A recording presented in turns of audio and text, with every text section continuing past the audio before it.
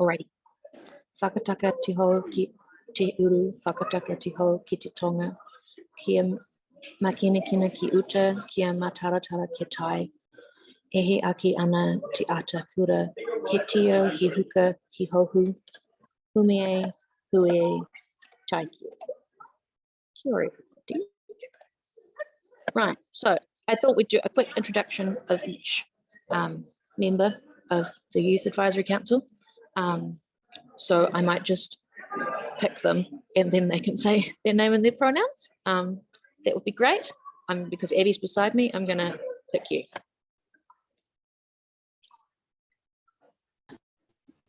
Hi, I'm Abby and I use she, they pronouns. Perfect. Ash? Hi, I'm Ash, they, them. I'm a non-binary lesbian. Inarata?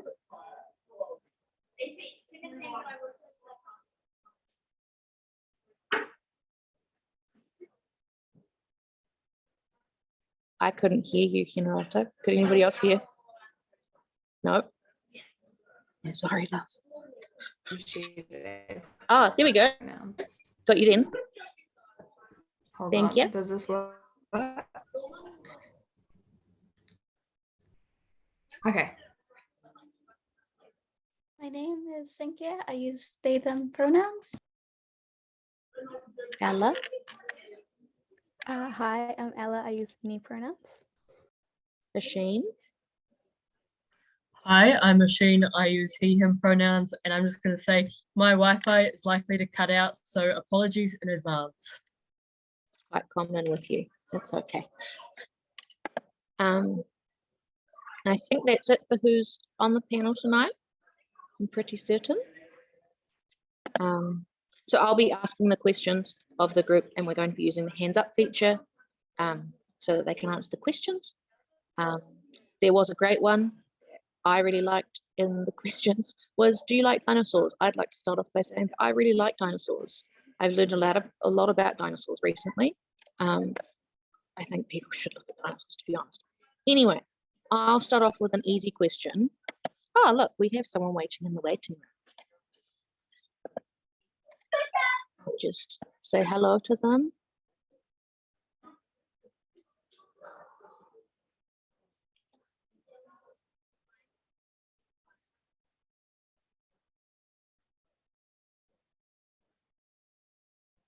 Maybe.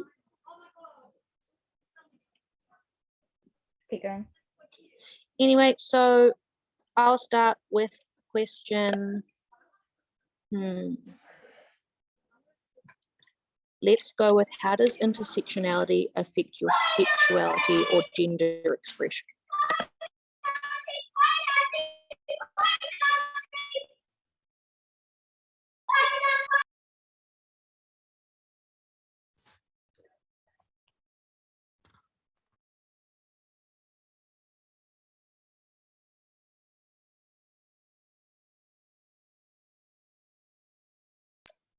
Could anybody hear that? Does anybody want to answer that? I know I started off with a difficult one. I thought we just go on the deep end. Thank you. I will try answer the difficult question. I think in terms of intersectionality, I feel for a long time I viewed my own sexuality and gender expression from a very white lens, but I never really delved into my own community, my own Indian community, and I never really learned how colonialism really affected gender expression and sexuality in our own communities as well. Regarding being an autistic disabled person, I feel like from a very young age, I tended not to gender stuff, and that included me apparently. So I feel like gender has always been a very foreign concept to me. So yeah. Yanrata? Cool. Making sure you can hear me this time. Okay, cool. my identity with intersectionality came around when I found out what the term takatapui was. And so learning that I was actually very comfortable with that term and how my sexuality and my gender identity connect, for me, those are very linked things. And it's, yeah, they're inherently intersected. Thank you. Oisin? So personally, I wouldn't say there is as much intersectionality within my own gender and sexuality, but I do have to say through research that it's amazing how much of what we currently, like the current binary with gender, even just within society, is built off just like colonized views as well as control. So that of course has impact in certain communities where and now we do need to understand that like there is privilege regarding being someone who is white, and like a white gay man has not the same level of privilege of someone who's like a trans woman of color. Like, need to understand that there are different factors that are involved, and that while everyone is within the same umbrella, but just to understand that everyone's, you know, the experiences are not universal, and to respect how other people have unique experiences within an already diverse community. So yeah. Amazing. Ash? Adding on from Oisin's point, I'm very much Pakeha. My family my dad is from England and my mum is a fourth generation Kiwi, but originally came from the UK. And like, so I'm very white. No one in my family, as far as I know, has Māori heritage. I must say, I'm quite like, I haven't done a lot of research into this and I want to. It's on my list of deep dive topics for some one night. And it has been really cool seeing the more takatapui side of things and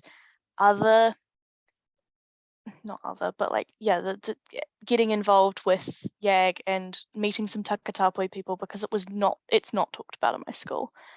And that's just been really awesome.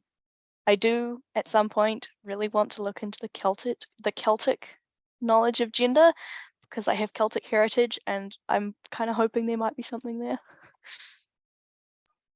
I think I'd also like to join you in that Celtic heritage of gender. That's also my heritage. And I'm going to segue from that message, Ash. Why did you guys decide to join the YAG?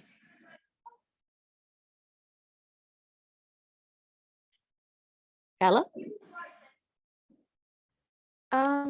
For me, it was sort of like a chance to help create like a safe environment for people across New Zealand. And I haven't really done anything like this before. So it's like it's nice to be part of something that feels like I can help people who are struggling with things that I've struggled with in the past, and be part of a group of people who are providing that sort of support and stuff. Oisin? Also, I didn't mean to lower my hand, but basically, I've only really like been out since the start of my year, and before that, I kind of didn't not allow myself, but I didn't really have the opportunity to be able to be a part of these sort of spaces, like while closeted. And also part of the reason is because we have endeavored to do our first Pride Week this year, which is Pride Week is next week, and we've had lots and lots of troubles, but it's been very helpful having a little group here that have all kind of been, you know, cheering you on and having the same issues, and, you know, being able to talk about it. And it's just made, you know, been really fun and a really great opportunity. So that's me. Abby? For me, like joining the YAG was very last minute, as in I found out about the project 2 hours before the form was due in, but it was a really good decision, and I knew like as soon as I saw it, I thought it would like help a lot of people who like had just come out. Like Pride Week is so important to the entire rainbow community. And I just wanted, like, I thought if I had the chance to help people get to a place where they're like more comfortable with their sexuality than they've ever been, then I like had to do it. So yeah. Thank you, Sankia. I don't think like anyone can argue that we don't need pride in our schools. We definitely need pride, but there's like definitely a lack of it. And I often find myself as a queer person of color walking into a lot of rainbow spaces and not seeing enough of me in it. And I just kind of felt that I wanted to make a difference in that. I wanted to make sure that queer communities of color were also included in Pride Week. And like, when it comes to Pride Week, like the reason why I wanted to be a part of this group is because I have so many peers. I have so many of my family and friends who just can't be open about who they are for many different reasons. And our school environment currently isn't helping with that, whether that's the lack of addressing like queer bullying, or our uniforms that tend not to stray from the gender binary. They're just rigid in their ways. So yeah, I really do believe Pride Week is a force to change our school environments, make it safer, and that's really important for queer communities and intersectional communities. Thank you. Ash?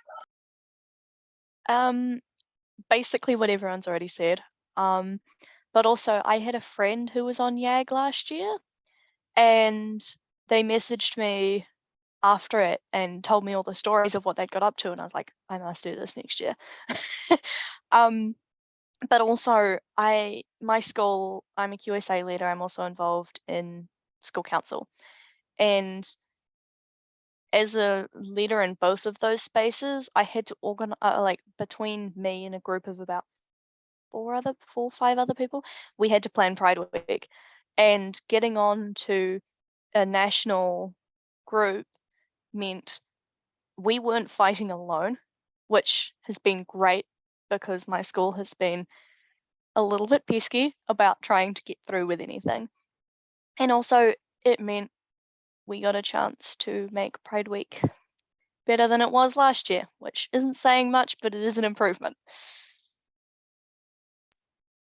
Thank you. Sankia, do you still have your hand up? It's okay.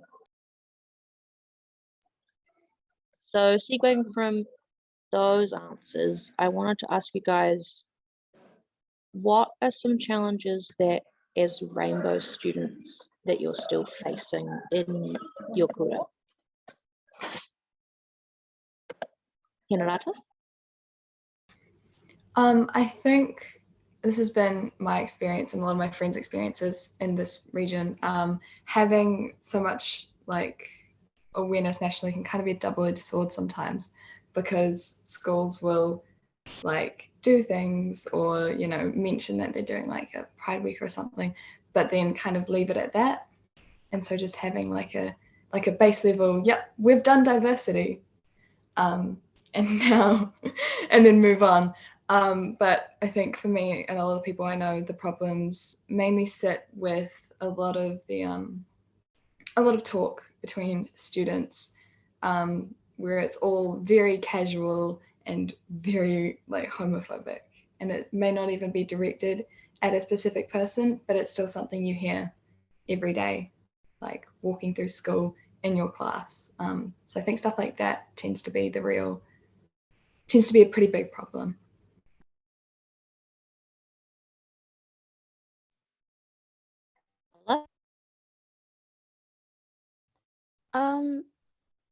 Some challenges that I found facing just like as well, I'm still a young person, but like as a younger person, was finding myself in like really supportive online environments that were like, oh my gosh, yes, this is, and like super validating and stuff.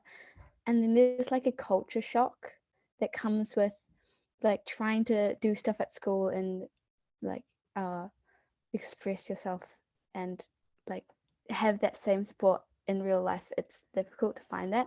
And I think that change and that culture shock is becoming like more and more emphasized as the internet gets bigger and bigger for young people. Ka pai Asheen.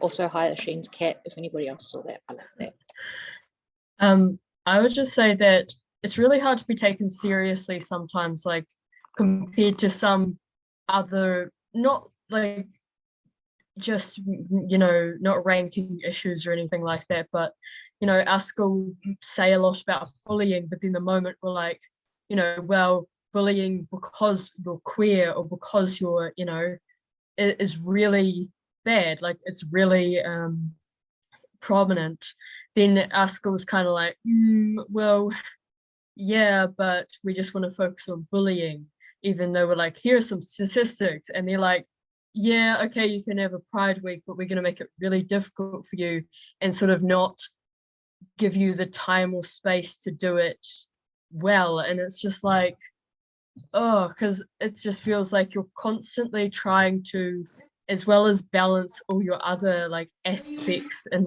like all your other schoolwork or your other, you know, everything, you also try having to be not a fighting force, but just always kind of having to justify why you should have what all the other students have. And it's just like, oh yeah, just gets, oh, there it goes. Okay. It's just tiring, and you know, so, but it does come with it, you know, get through it and have the fun times, but just the difficult times come first. So that's me. Ash? Everyone's saying what I want to say. So adding on from what everyone else has already said, queerphobia within families. Because if we were talking issues that rainbow young people are facing, not just at school, right? Yeah. Queerphobia within families is a massive one. Non-accepting family, general, like it being against your religion. It's like if your God is a God of hate, I don't want to have anything to do with them. And just like the general collection of mental illnesses that come with being queer, it's not an inherent thing, but the statistics, they're there, they need to be addressed. There needs to be better support for queer folk when they're figuring out who they are and also after they've come out.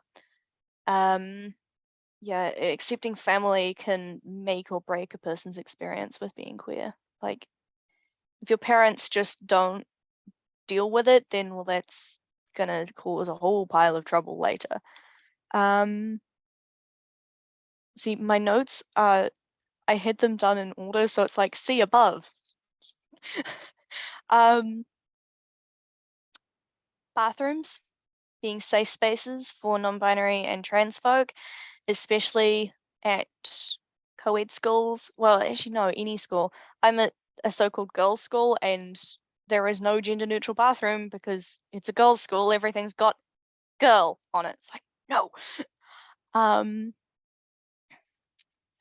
Also, queer inclusive sex ed and just improving general sex ed at school. I don't know about everyone else on the panel, but what is sex ed at school except awful, let alone talking about the queer experience and that side of things. Yeah. Thanks, Ash and Sankia. These are some like amazing answers. I just wanted to say that. But reflecting on everyone's answers, yeah, I think a lot of things when it comes to like pride in school, I like a lot of students are like taking the effort to make pride happen in schools, and I think that's amazing because youth leadership is, yes, amazing, but again, like, should youth be in a position to have to advocate for themselves all the time at school? It should really be our principals and our teachers and our school leaders like leading this, so our queer students can be accepted, like listening to us. And I just think that's something that schools really need to improve on, like really listening to students, really making the effort, because it makes all the difference. I'm loving these answers. You guys are all so incredible at giving opinions about these things.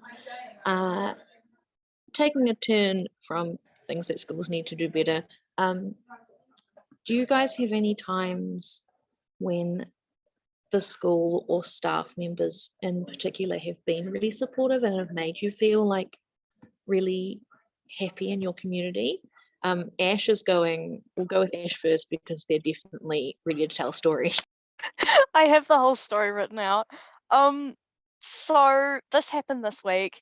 I'd just been dealing with some really massive queerphobia within my class. We'd done PowerPoints for Pride Week, and the undercurrent after it was just not great. And it all got a little bit too much. I walked into this teacher's classroom and I said, "Hey, can I sit down and have a break?" She's like, "Yeah, sure." And I ended up crying. I just kind of like collapsed into her arms and like, "Can I have a hug?" She's like, "Oh, okay." And she gave me a hug and I ended up crying. And then we talked it out and worked out what I could do about it and to stop it happening again. Not that that's going to work, but also she was just like, it doesn't matter what they think. You're awesome. And that sort of thing. I mean, this teacher herself, she's bi and she's been the biggest ally to us. Well, I mean, she's in the community, but like she's been the biggest ally to queer youth that we have ever had. And she gets it. It's great. Yeah. She's been amazing, and that story, I don't think she'll ever know how much it meant, but it means a lot. Ari, didn't that question have a second part? Let me just check on my notes. What can staff do to help queer youth? Or is that one going to be later? Why not just add it now? Okay, I have a list. Yeah, you can definitely add it now. Okay, so advice for staff: use your students' pronouns, use their chosen name if they have one. At the beginning of every term or at the start of the year, put out a survey with questions asking your students what their name, pronouns, and outness are. Some students will be hesitant to tell staff if they're queer if their parents aren't accepting or if they're unsure of that staff's ally levels. A simple "what are your pronouns and name?" and what pronouns and name should I use around your parents if I need to contact them can like immediately means queer students are a whole lot more comfortable in the classroom. Normalize the conversation. Be an active ally. Don't just do that at the beginning of the year and then leave it. If you're going to do that, you need to stand up if you see queerphobia occurring. Be consistent and like keep pushing for change within the school as well, even if it's something as simple as changing the labels on the bathrooms. And by doing that, you'll get your queer students trusting you a whole lot more. It just makes a nicer environment for everyone. I'm going to go with Henrietta. I think for me, a lot of the teachers at my school have been quite supportive. We have a lot of teachers who are part of the community. So I'm very lucky in that way. We took the local Catholic school's only queer teacher this year. She moved here. But I think for me, it's been the small things, right? So like the other day, my friend's English teacher let me sit in their class and just spend a period cutting out tiny pride flags because she knew I was doing a lot to organize Pride Week. And, I needed time to do something like that. So it's just the small things, I think, build up a lot and add up a lot. Yeah. That's a great answer. Abby?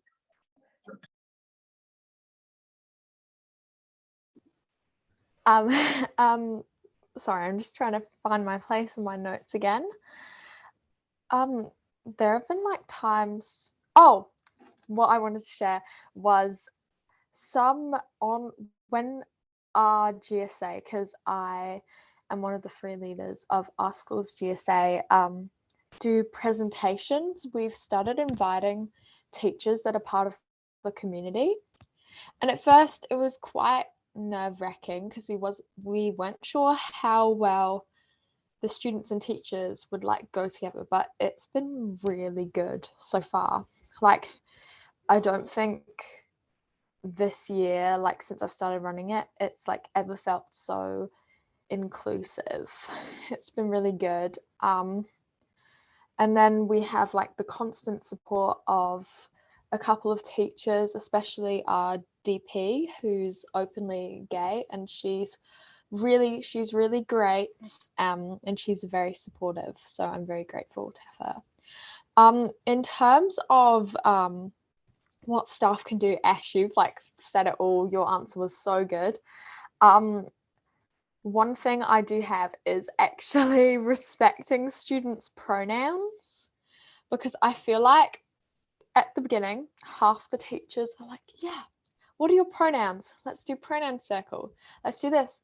And then they don't actually put in the effort to respect pronouns, which is just something I've noticed. It's like, if you're going to say that you're going to do this thing, you have to follow through with it.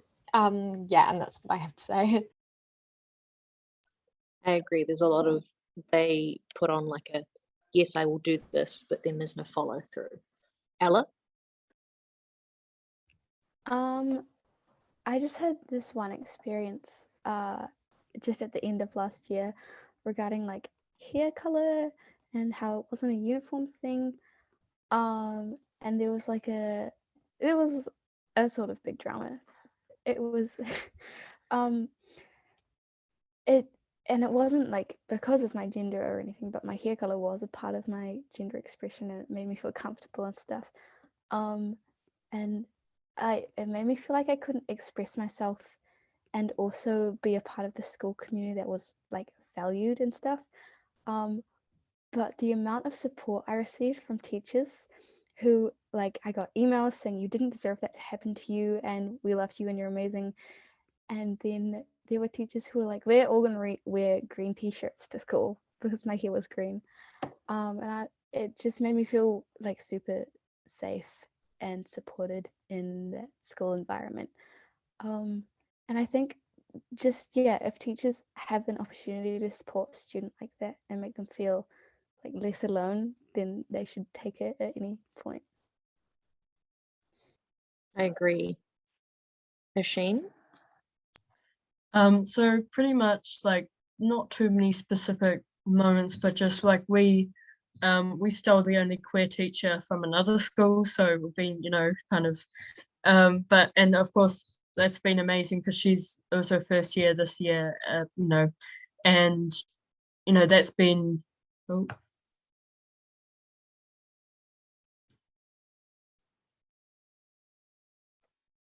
I can still I think hear people you. coming back to me. Okay, everyone just froze. Okay, You're all good. and I think it's been amazing having her, like even just her little pride flag on her desk and her little pride flags on her wall, just having that safe space. But also something that I don't think can be overlooked is just like the small step, like the small actions. Like I have one teacher who I don't even, I think he called me by my like dead name, like, and then immediately corrected himself. And then obviously he then felt really bad and thought about it for like a day. Then he called me into like a class, like a part of the classroom, and was like apologizing about it. And of course you don't need to go that far, but he had obviously been thinking about it and felt like really bad about it. And there are just some teachers that that if you did have a scenario where you needed to talk to someone, that they would, even if that's like last year when I was still closeted, there was one teacher who's we were just having a conversation about like gender and how it's been colonized, and I wasn't even out yet, like it was just those sort of things that you just know you can trust them. And also that, especially just with pronouns, just respecting them, and doing, even the teachers doing a few exercises in their head to get it right, because it can make that space just so much more uncomfortable. Because in drama, it's my favorite subject, but it's almost one of my least favorite environments, because the teacher, although really nice, she has got a really bad habit of misgendering me, and it just, just completely deflates you, I guess. And, you know, so just the small things are what really matters a lot of the time, just consistency, as it's been said. So yeah, that's it. I agree. It's a lot of the time the little things that can really make the biggest differences. We'll go with a slightly easier one. Are there any characters, shows, movies, songs, books that helped you come to terms with your queer identity? I knew Ash would have an answer to this one. We'll go with Ash first. That was my question. Of course I'd have an answer for it. First off, Harry Potter fan fiction. And the YouTube algorithm figuring out I'm an envy lesbian before I did, and showing me videos on trans people and queer families when I was still at primary school.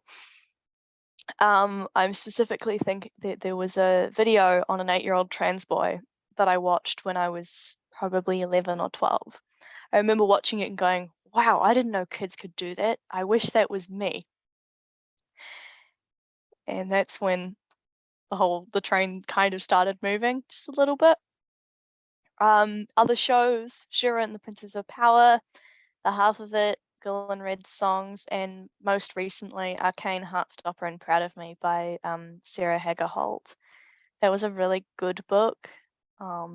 Gave me a lot of insight into like what it's like raising kids if you've got 2 mums, and that and the experience of going through dang it, what's it called?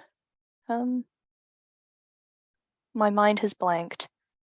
I want to say IUD, but that's not the right thing. Going through sperm donors and all that.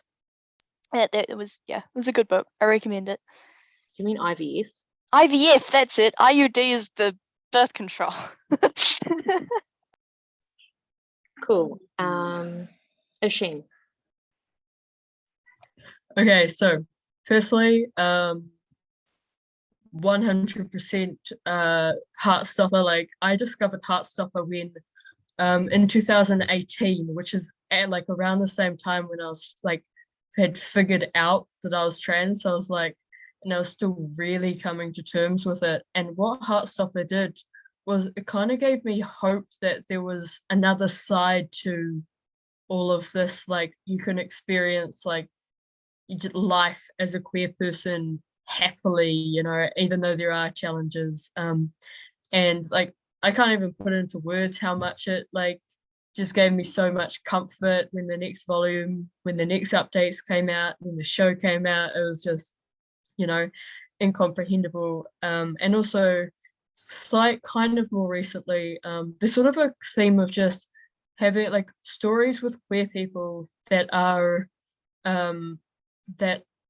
like show that you can have these beautiful stories, you can be someone who gets respected. Like one of the reasons why my friend gave me this purple hoodie is because if you've watched Young Royals, you know that like, you know, Simon wears a purple hoodie all the time, and you know that was another thing that was really close to me, as well as Schitt's Creek, mainly because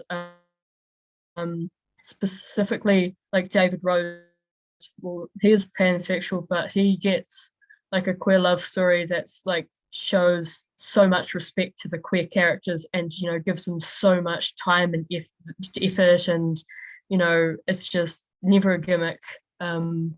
And yeah, in general, recently Our Flag Means Death, anything from Alice Oseman. I could talk for ages, but I won't. So yeah, I'll stop there before I carry on forever. It's okay, Oisin. I understand the Heartstopper in my heart. Abby? Okay, I'm trying to decide what everything deserves priority. I think the first thing I want to start out with is when I first like figured out I like girls. I became obsessed with YouTube short films. Like complete obsession, staying up till 3 a.m, watching them, searching. I think I've genuinely watched almost every single one that is on YouTube. They have my heart. So I would definitely recommend those.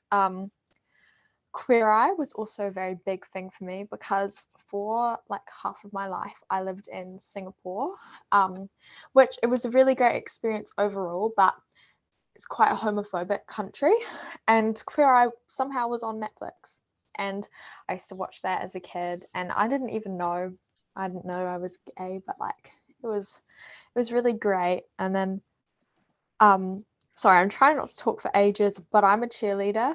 If you haven't watched it, I would. It's really good. Everything Sucks on Netflix. Amazing. It has Sydney Sweeney in it. If you guys like her, I would go check that out. And then I just had my like huge baby gay music phase. So like kōrero, Dodie, Kalani, Girl and Red, Cave Town, like all the basics. And who was it? I think it was Ash Beat Me to Marauders. Did you beat me to Marauders? Yeah, but that's more recent. So those are the main ones that I would recommend.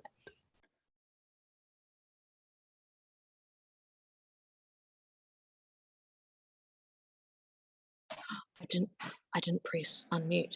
All of the YAG members know that I'm also obsessed with the Marauders, so that's great. I'm glad everybody else is talking about it. Ella.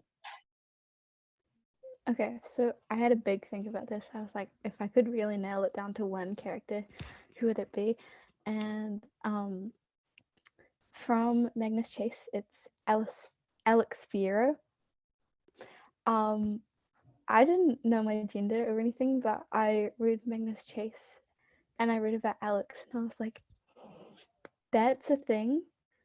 And it, like, growing up on Rick Riordan's books was like amazing and I loved them, and then to be like feel like that was a valid thing, I was like, oh, okay. And I think that's just been in the back of my head ever since then, as I've been like trying to figure out my gender. I'm like, it's there.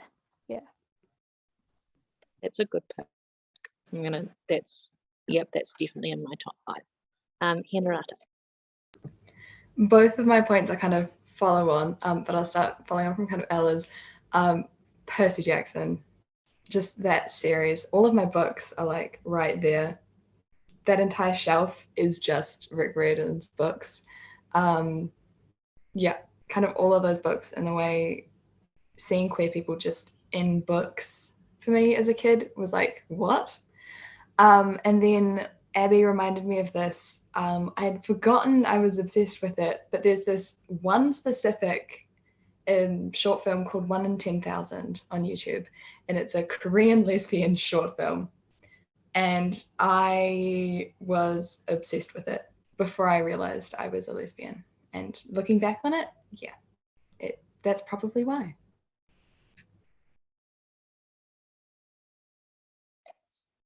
Thank you so much. Those were great answers.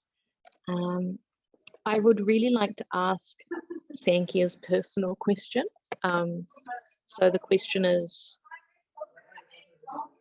just a second. Hang on.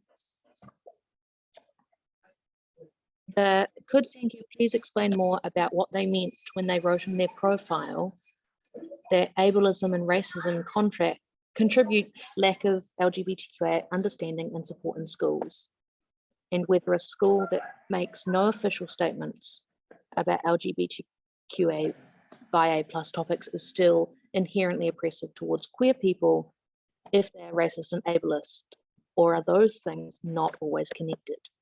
And then that person also said that they loved your mahi. Oh, hello. Another hard question. I think I would like to start this off by saying everything is connected.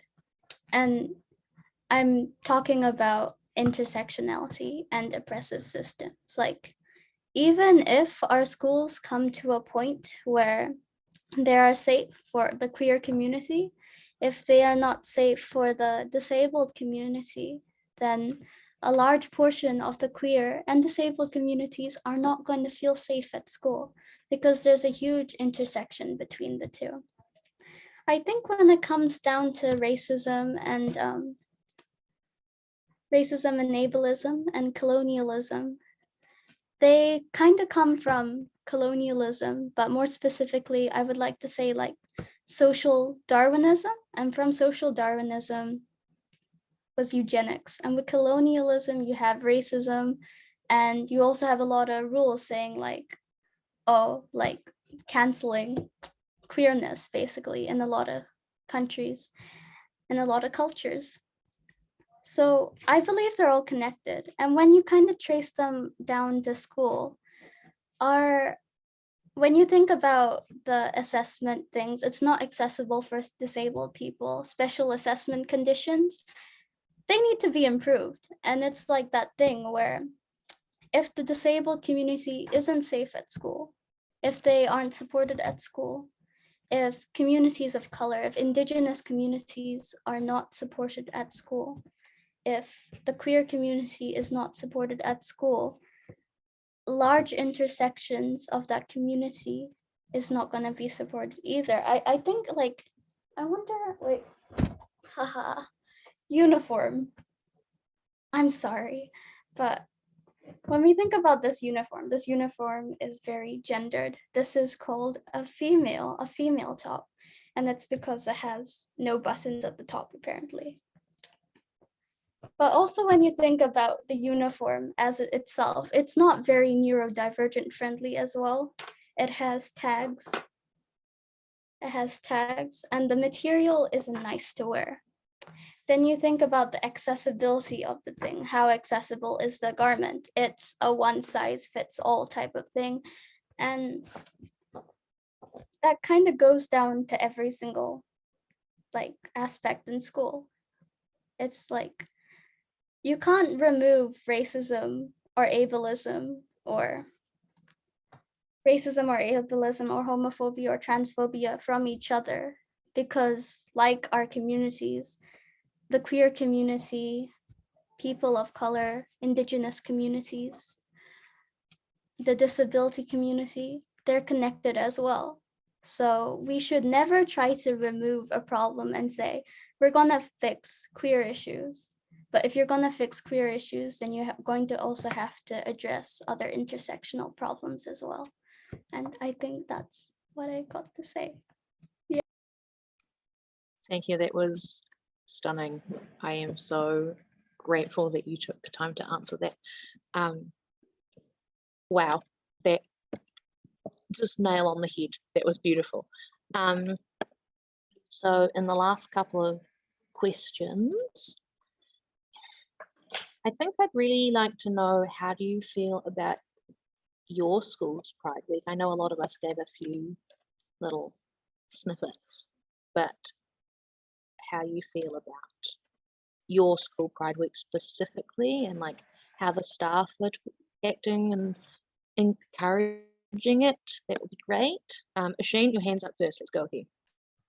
Okay, so I think I'll keep this sort of quick, but I think the thing that's been most difficult is to have the same coverage and as the other like events that go on. Like we've got quite a few events happening and everyone's been like, wow, we have this event coming up, this event coming up, this event, but no one's actually saying like, we also have Pride Week going on. Like our posters got ripped down after, and they'd only been up for like 10 minutes. And a student even went up to the people who were putting it up, said, here's your posters, and ripped up another one in front of them. And guess who got told off for swearing at the student in sort of, shock?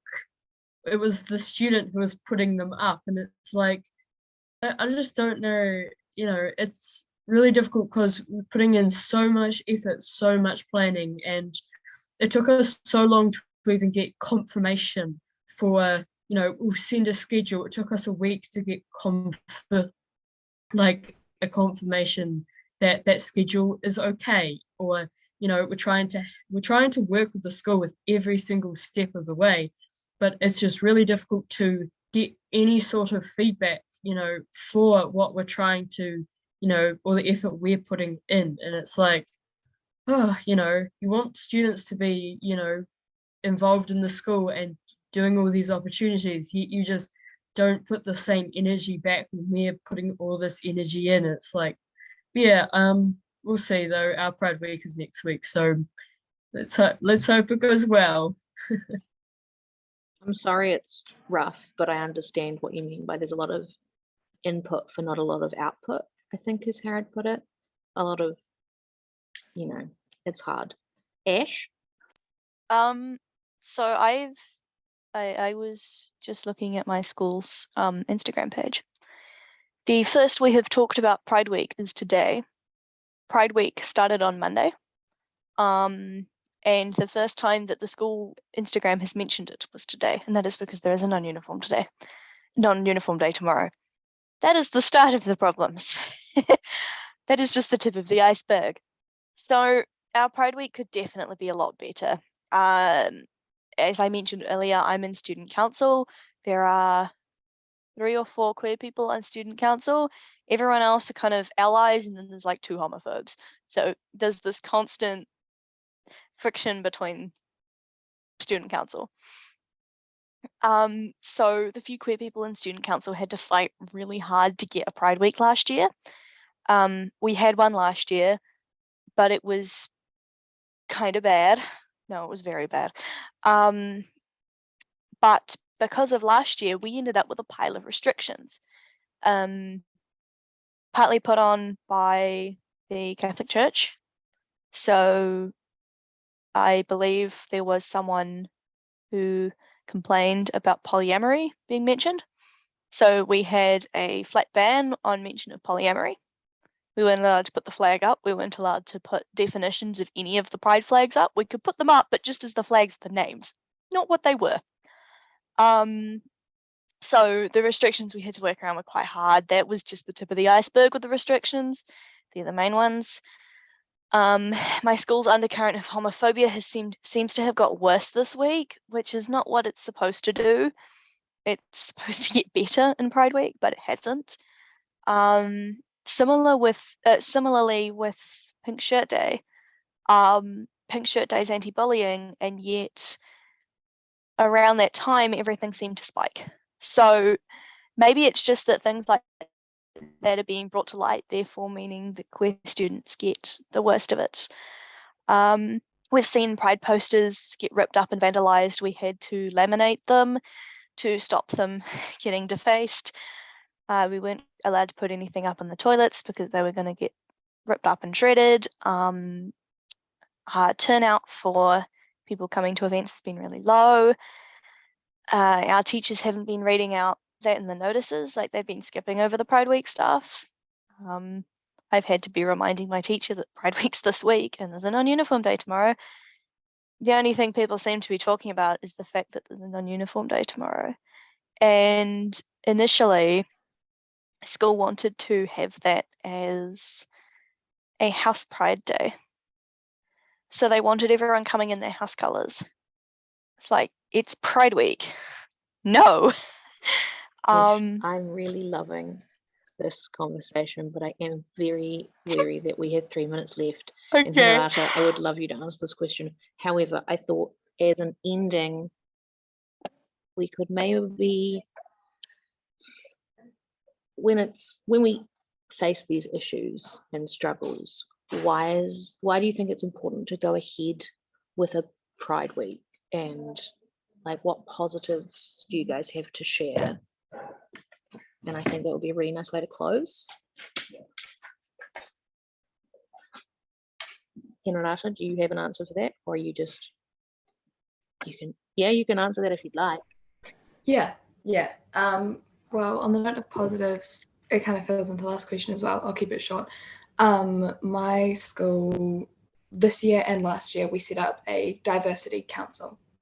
So we've got academic council, sports council, cultural council, and now a diversity council. So we've been in charge of planning Pride Week.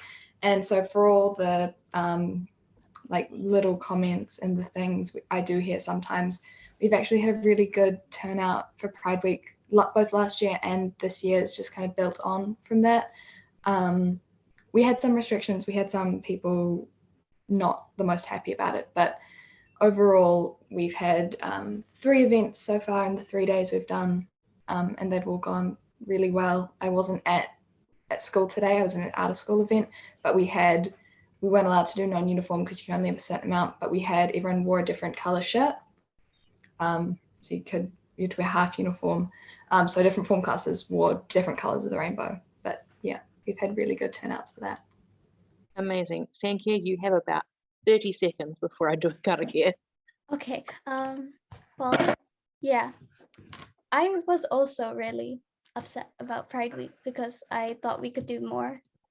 But then someone really important to me said, it's not about, it's not about the whole Pride Week. It's about those little things that the queer community in the school get to experience. And that's really powerful because, one day our school will celebrate Pride completely. But at this point, we're making little steps to make our school safer. And that's going to add up to that day.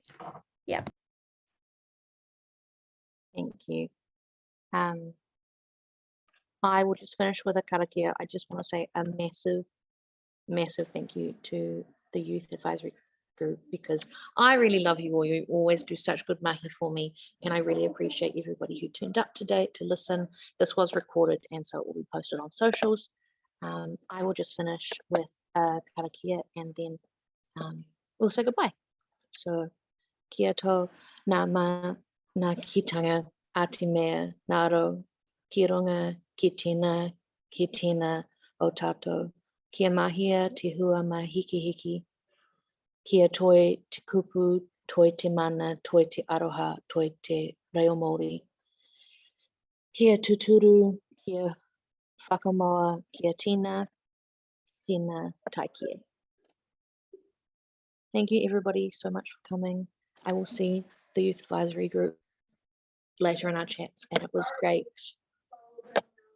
All right, ka kite.